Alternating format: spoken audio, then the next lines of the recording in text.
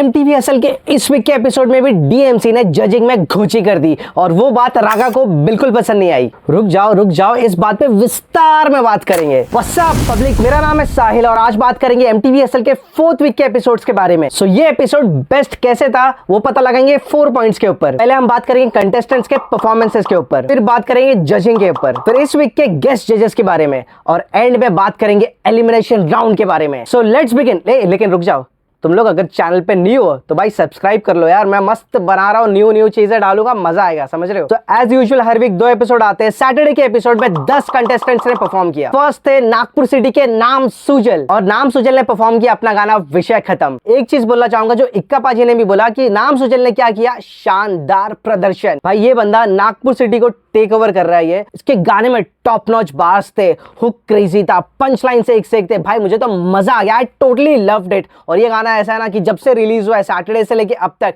मैं डेली सुन रहा हूँ। भाई मैं काम करते वक्त भी ये गाना लगा देता हूँ, मजा आता है सुनने में। और नाम सुजल की परफॉर्मेंस इतनी टाइट थी कि उसको 30 आउट ऑफ 30 मिले तीनों स्क्वाड बॉसेस से। फिर नेक्स्ट परफॉर्मेंस थी लश्करी की। उसने अपना गाना परफॉर्मेंस किया करीवर्स। और लश्करी के बारे में ये बोलना चाहूंगा कि लश्करी सारे लोगों को टफ कंपटीशन दे रहा है भाई, टफ कंपटीशन। और उसके इस गाने में भी भाई वर्सेस जबरदस्त थी, हुक क्रेजी था, मजा आ गया सुन के। और स्क्वाड बॉसेस ने इतना एंजॉय किया कि सबने 30 आउट ऑफ 30 दिए, मतलब सबने 10 आउट ऑफ 10 दिए। भाई रफ्तार भाई ने लश्करी को एक बात बोली कि वो जब परफॉर्म कर रहा था अपने वर्सेस पे बहुत जोर डाल रहा था और शायद इसलिए उसे रेडियो हिट नहीं मिला। और रेडियो हिट मिलता है भाई 11 नंबर पे। अगर तुम 10 के ऊपर परफॉर्म कर रहे हो, मतलब तुम्हारी परफॉर्मेंसेस 10 मार्क्स के ऊपर है, तो तुम्हें रेडियो हिट मिलता है। और मुझे लग रहा है रफ्तार भाई ने इसलिए बोला ताकि वो उसे ग्राउंडेड रखना चाह रहे, ताकि वो 30 आउट ऑफ 30 मिलने से वो थोड़ा ओवर कॉन्फिडेंस ना हो जाए, इसलिए उसको शायद ये बात बोली होगी। बट ओवरऑल लश्करी परफॉर्म्ड वेरी वेल, मजा आ गया भाई सुन के। और लश्करी MP को 1 नंबर रिप्रेजेंट कर रहा है। देन उसके बाद आया हैदराबाद की शान धार्मिक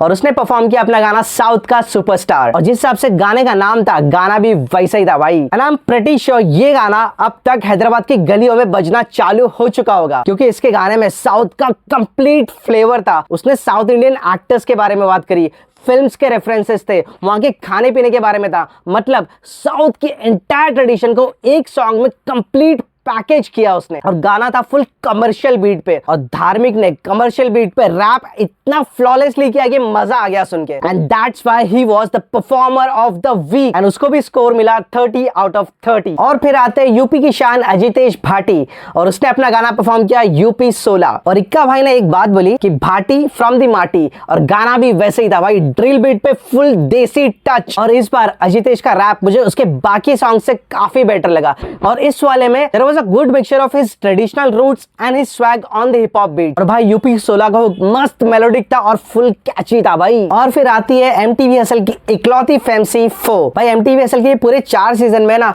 मुझे बस 2 फैंसी है जो सबसे बेस्ट लगी। पिछले सीजन में मृणाल और इस सीजन में 4। भाई 4 का गाना लॉन्डे क्रेजी और उसका हुक, उसका जो लाइन था, ये लॉन्डे बने फ्लाई, ये लॉन्डे बने wavy, I was like just wow यार, जस्ट वाओ। और उसका वोकल टेक्सचर, भाई आवाज सुन के ना अंदर एक अलग सी एनर्जी, अलग सी वाइब पैदा हो जाती है। और उसका गाना लॉन्डे क्रेजी ऐसा गाना है कि मैं स्टूडियो से घर जाते वक्त गाड़ी चला के सुन सकता हूँ। हालांकि गाड़ी है नहीं, बट एक दिन आ जाएगी। और वो वाइब भाई, I can feel that vibe यार, vibe is very important. And इस परफॉर्मेंस से मैं ये बोल सकता हूँ कि 4 आगे चल के बाकी लॉन्डो को टफ कंपटीशन देने वाली है। और भाई उसके गाने के बाद सारे लोगों ने everyone बॉw down to her, that was the biggest accomplishment for her on the hustle stage। और गाना इतना मजेदार था तो भाई 30 आउट ऑफ 30 तो मिलना जायज था ही। फिर आते हैं EPR के स्क्वाड से kill switch and he performed his track trigger warning. Kill switch ने ये गाना गन के पर्सपेक्टिव से लिखा था, वेरी क्रिएटिव टॉपिक। और गाने में परफॉर्म करते वक्त उसने ड्रामा और क्रिएटिविटी भी दिखाया। बट आई एग्री विद दिनो कि किल स्विच के पूरे गाने में बीच बीच में एक डिस्कनेक्शन फील हो रहा था। वो जो एंगेजिंग फैक्टर होता है कि जो गानों को, जो तुम्हें गाने में बांध के रखता है, वो फील नहीं हो पा रहा था। एंड इस वीक से कंपटीशन काफी टफ होते जा रहा है and I am not sure whether kill switch would be able to stay in the competition till the end. I am not sure. What do you guys think, मुझे comments में जरूर बताना। और उसकी परफॉर्मेंस जिस तरह से मैंने कहा उतनी खास नहीं थी, and that's why he scored 24। और फिर आता है मेरा भाई जिसे देख के मुझे बहुत प्राउड फील होता है, दानिश। और दानिश ने गाना परफॉर्म किया हू रैपिन।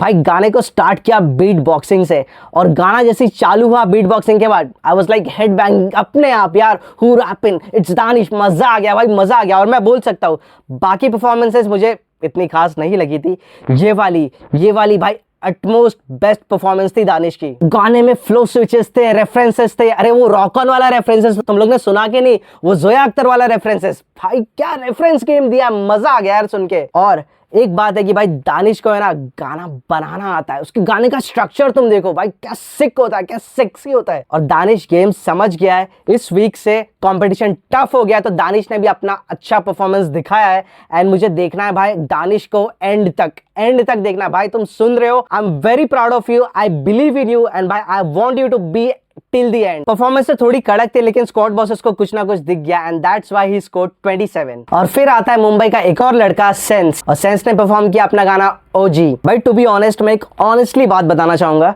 सेंस के इस वाले गाने में मुझे कुछ नया नहीं मिला। पहले जो 2 गाने मैंने उसके सुने हसल पे, और इसमें कोई मेजर डिफरेंस नहीं था, कोई न्यू फ्लेवर नहीं था, और गाने में उस तरह का चीजें नहीं मिली जो मैं एक्सपेक्ट कर रहा था। क्योंकि भाई इतने स्ट्रॉन्ग कंटेस्टेंट्स है, और उसमें तुम अगर परफॉर्म अच्छा नहीं कर पाओगे then you will be at the lowest, and that's why he scored 23, और सेंस लो बॉटम में आ गया। Sense bro, you are from Mumbai, और मुंबई वालों का रैप गेम भाई तोड़। और इस वीक से, अब नेक्स्ट वीक से तो भाई गेम नेक्स्ट लेवल उठने वाला है।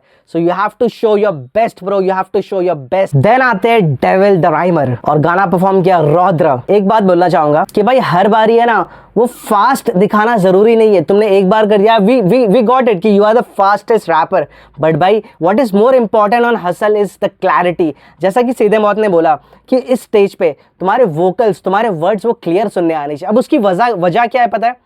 हसल इंडियन टेलीविजन पे टेलीकास्ट होता है, पूरा देश पर, इनफैक्ट पूरी दुनिया देखती है, और यही मौका होता है तुम ज्यादा से ज्यादा ऑडियंस ग्रैब कर सको। और अगर तुम ऑडियंस को न्यू फ्लेवर्स देते रहोगे, तुम्हारे गानों से उन्हें वाइब देते रहोगे ना, तो वो उतना कनेक्ट करेंगे, उतना तुमसे जुड़ेंगे। इक्का भाई ने भी सही बोला कि स्ट्रक्चर बिखरा हुआ था यार, मतलब एक स्ट्रक्चर ही सही नहीं रहता है, तुम्हें वो सब पे ध्यान देना चाहिए। इट्स नॉट नेसेसरी कि यू ऑलवेज डू फास्ट, और उसके चक्कर में तुम फंबल भी हो गए थे। सो भाई थोड़ा सा ध्यान दे दो। और डेविल द राइमर इस वीक का one of the lowest performer था, he scored only 22 points, and वो बॉटम लाइन में आ गया। और यहाँ पे 4th वीक का फर्स्ट एपिसोड खत्म हो गया। Now let's come to second episode. भाई मजा आ रहा है देखने में, मजा आ रहा है तो वीडियो को शेयर कर दो यार, लाइक कर दो, मजा आ जाएगा। और चैनल पे न्यू हो तो सब्सक्राइब भी कर लेना।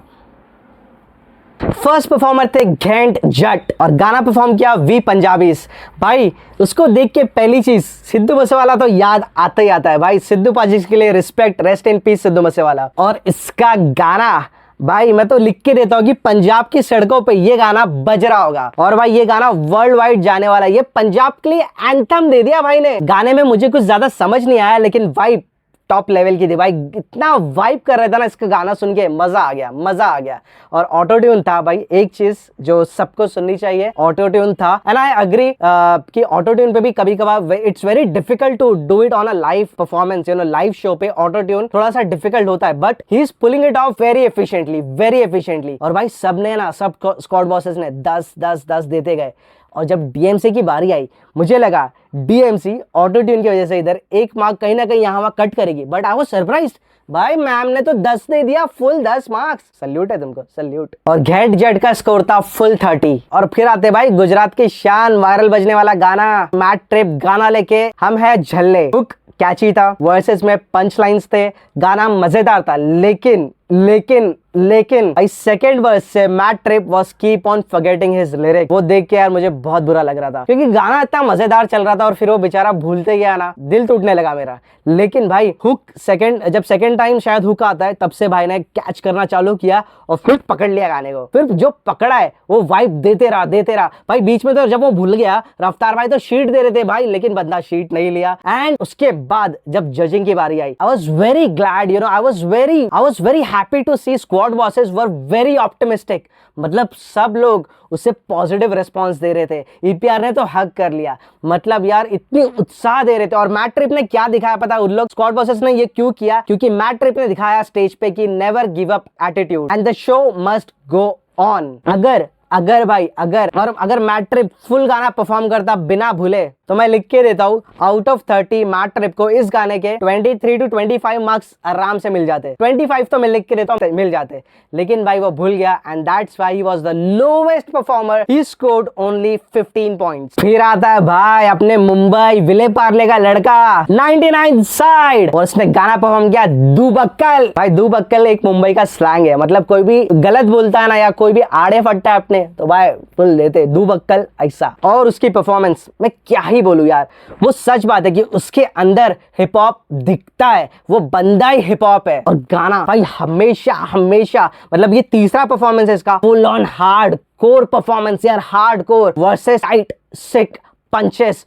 भाई हुक दुबक्कल अरे माँ की, मतलब हुक में भी यार वेरिएशंस हो इतने सिक वर्ड्स उसने यूज किए। और भाई उसके बाद सारे लोग परफॉर्मेंस के बाद वंस मोर चिल्लाए और सारे लोग, इक्का ने खुद बोला क्या वो मॉश करते। सारे लोग स्टेज से नीचे उतर गए और वो बंदा परफॉर्म कर रहा था, क्राउड में जंप किया, सबसे बड़ा चीयर मिला उसको। और पता है डीएमसी ने क्या किया? रागा ने 10 आउट ऑफ 10 दिया, ईपीआर पब्लिक स्कूल ने 10 आउट ऑफ 10 दिया और डीएमसी मैम ने 1 मार्क्स कट कर दिए। क्यों? क्योंकि उनको लगा कि 0.9999% वो जो था थोड़ा सही नहीं था। मैम आपने कभी इतना पावरफुल गाना परफॉर्म किया है? हाँ, 1 मार्क्स कट किया आपने, 1 मार्क्स। वो परफॉर्मेंस थी 30 आउट ऑफ 30 वाली। और भाई अगर तुम लोग को लग रहा है ना कि डीएमसी सही थी तो जाके वो एपिसोड देखो, उसके तुरंत बाद रागा का रिएक्शन दिखाया गया है। रागा वाज सो डिसअपॉइंटेड कि वो क्या कर रही है। भाई थोड़ा संभल जाओ डीएमसी, थोड़ा संभल जाओ।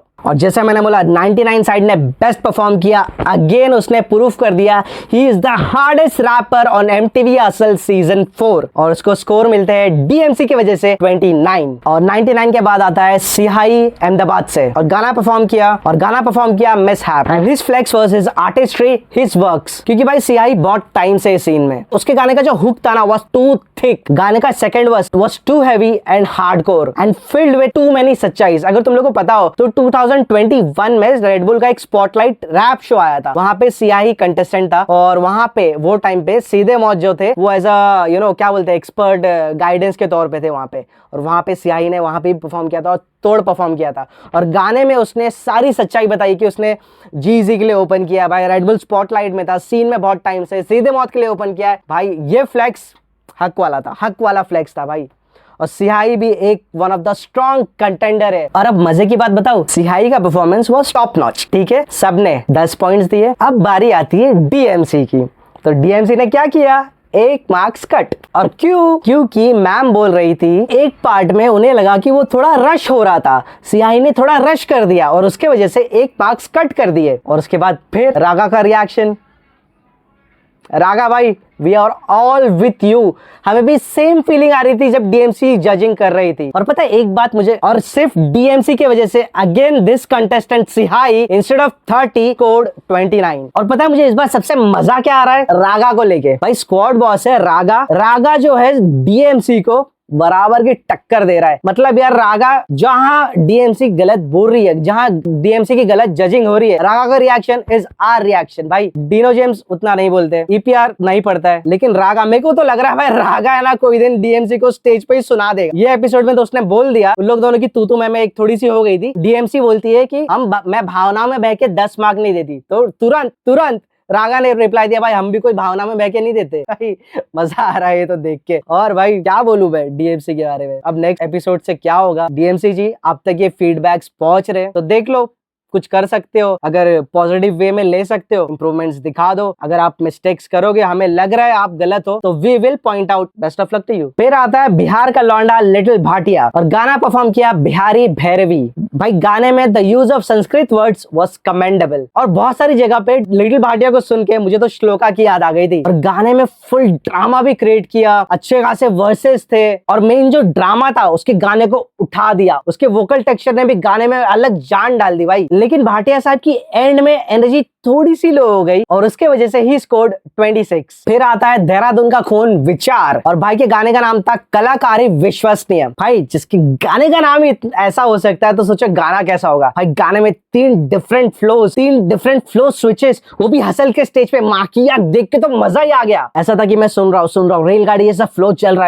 है। फिर हुक के बाद सेकंड वर्स आया, भाई ने फिर फ्लो चेंज कर दिया। भाई मजा आ गया। और मैं ये बोल सकता हूँ कि देहरादून से कर्मा ने नाम रोशन किया, कलमिक ने नाम रोशन किया, और अब नेक्स्ट होगा विचार। और रफ्तार भाई ने एक बात बोली विचार को कि Vichaar is here to stay till the end, and I'm pretty sure about it. He is going to stay till the end, and he also scored 30 out of 30. फिर आए रज्जो अपना गाना लेके लेस अप। भाई गाना ठीक ठाक था, मुझे इतना कुछ वाव लगा नहीं, क्योंकि गाने का पेस तो है ना, पेस ऐसे ही चला जा रहा था। हमें चाहिए था अप्स एंड डाउन्स, एक पावर, एक एनर्जी, क्योंकि गाने में वो कनेक्शन फील नहीं हो रहा था। I was feel disconnected. जिस तरह से एंगेजिंग रखना चाहिए वो एंगेज नहीं कर पा रहा था गाना हमारे साथ। इवन जिस लेवल की एनर्जी है वो भी नहीं दिखी, क्योंकि भाई वर्सेस बहुत लंबे थे, बहुत थिक थे, एंड जैसा कि सबने बोला he chose the wrong song, and because of all these things he scored 19। और यहाँ पे MTV के वीक 4 के सारे कंटेस्टेंट्स की परफॉर्मेंसेस खत्म होती है। Now let's talk about elimination round. But उसके पहले इस वीक के गेस्ट जजेस थे सीधे मौत, और उनके बारे में मैं कुछ चीजें बोलना चाहूंगा। फर्स्ट ऑफ ऑल, शो के एंड में काम ने सीधे मौत का मतलब बताया। सीधे मौत मीन्स नो हाफ मेजर्स, मतलब अगर किसी चीज की तुम शुरुआत कर रहे हो तो उसे खत्म करना, उसे पूरा करना बहुत जरूरी है। और एक लाइन काम ने बोला जो मुझे बहुत पसंद आई, कभी भी तुम्हें लगे कि तुम्हारा हौसला टूट रहा है तो ये याद करना कि तुमने शुरू किस लिए किया था। और सीधे मौत ने बहुत ही बेस्ट फेमस गेस्ट जज की किरदार निभाया। और सीधे मौत की कुछ चीजें मुझे बहुत ज्यादा पसंद आई, जैसे वो आर्टिस्ट को उनकी आर्टिस्ट्री पे जज कर रहे थे, कहीं पे कुछ मिस्टेक्स थी वो उसे पॉइंट आउट कर रहे थे, उसे बता रहे थे कि वो कैसे ठीक हो सकती है। वो सारे कंटेस्टेंट्स को मोटिवेट भी कर रहे थे। एंड व्हाट आई फेल्ट, तुम लोग भी अग्री करोगे, कंटेस्टेंट्स, जितने कंटेस्टेंट्स थे वो सीधे मौत से बहुत ज्यादा कनेक्ट कर पा रहे थे, and I think Seedhe Maut did the best job as a guest जज। सो अब आता है सबसे important elimination round. Elimination round में 4 लोग थे, मैट ट्रिप, Rajjo, Devil and Sense. So first of all EPR का जो स्क्वाड बॉस था इस वीक का विनर था squad boss of the week का, तो EPR ने रज्जो को सेव कर लिया। मैट ट्रिप जिसकी परफॉर्मेंस सबसे लो थी स्कोर्ड ओनली 15 पॉइंट्स, लेकिन भाई मैट ट्रिप के वोट सबसे ज्यादा थे तो मैट ट्रिप got saved by the votes. और फिर बचते हैं सेंस एंड डेविल, तो दोनों में बैटल हुए। पहले परफॉर्म किया डेविल ने। भाई अगेन डेविल के गाने का स्ट्रक्चर पूरा बिखरा हुआ था, मजा ही नहीं आया यार, मुझे मजा ही नहीं आया, लिटरली मजा ही नहीं आया। वो कुछ जगह फंबल भी हो गए। भाई परफॉर्मेंस के बाद पता चला कि भाई रफ्तार ने बोला कि वहां पे टेलीप्रॉम्प्टर भी था, और टेलीप्रॉम्प्टर के बाद भी तुम फंबल हो गए, नॉट अप्रिशिएबल।